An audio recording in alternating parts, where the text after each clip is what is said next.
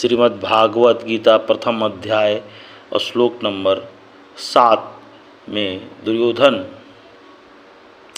आचार्य से अपने पक्ष में जो शूरवीर है उनके संबंध में कहते हैं, अस्माकं तु विशिष्टाये तानि बोधदूयोन्नतम्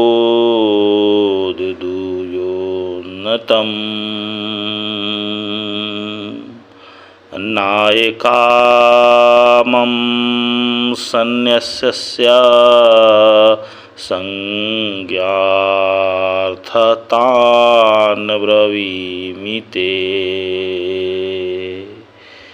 हे ब्राह्मण श्रेष्ठ, अपने पक्ष में भी जो प्रधान हैं उनको आप समझ लीजिए। आपकी जानकारी के लिए मेरी सेना में जो जो सेनापति हैं उनको बताता हूँ। अब यहाँ प्रश्न उठता है कि तू पद का क्या अभिप्राय है और अस्माकम के साथ इसका प्रयोग करके क्या भाव दिखलाया है।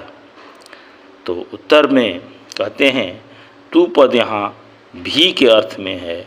इसका अस्माकम के साथ प्रयोग करके दुर्योधन यह कहना चाहते हैं कि केवल पांडव सेना में ही नहीं, अपने पक्ष में भी बहुत से महान शूरवीर हैं। अगला प्रश्न उठता है, विशिष्टा पद से किसका लक्ष्य है और निबोध क्रिया का क्या भाव है। तो उत्तर में कहते हैं, दुर्योधन ने विशिष्टा पद का प्रयोग उनके लक्ष्य से किया है जो उनकी सेना में सबसे बढ़कर वीर, धीर, बलवान, बुद्धिमान, साहसी, पराक्रमी, तेजस्वी और शस्त्र विद्या में निपुण पुरुष थे। और निबोध क्रिया पद से यह सूचित किया है कि अपनी सेना में भी ऐसे सर्वोत्तम शूरवीरों की कमी नहीं है। मैं उनमें से कुछ चुने हुए वीरों के नाम आपकी विशेष जानकारी के लिए बताता हूँ, आप मुझसे सुनिए। ऐसा दुर्योधन ने कहा कि अपने पक्ष में भी बहुत सारे शूरवीर हैं और केवल पांडवों के पक्ष में ही नहीं है।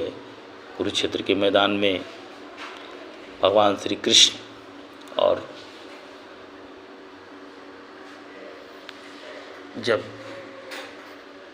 कर रहे थे अर्जुन को श्रीमद् भागवत का ज्ञान दे रहे थे, उसमें ये प्रसंग आया है और मैंने इसकी आपकी से व्याख्या की। इसे ज़्यादा से ज़्यादा शेयर करें, लाइक करें, सब्सक्राइब करें।